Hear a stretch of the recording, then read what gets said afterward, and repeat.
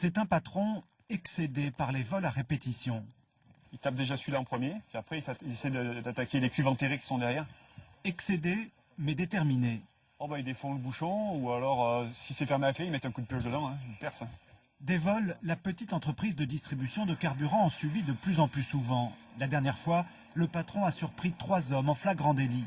Ancien militaire, Lionel Barnéau-Rousset ne s'est pas laissé faire. Comme s'ils ont essayé de me ceinturer et un qui essayait de me porter des coups, j'ai tiré 2 coups de feu au sol pour leur faire peur. Mais bon, ça les a pas plus impressionnés que ça.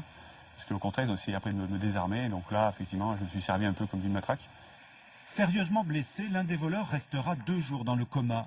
Pour cette intervention musclée, Lionel Barnéau-Rousset est passé en correctionnel. Relaxé pour les violences, il a été condamné à 400 € d'amende pour port illégal d'armes. Aujourd'hui, ses 10 employés le soutiennent. Pour moi, c'est tout à fait légitime de défendre son emploi, de défendre ses employés, de défendre son outil de travail, tout simplement. Sans vouloir faire justice soi-même, mais voilà, c'est lui qui supporte les conséquences. Vidéosurveillance, alarme, vigile, rien n'y fait.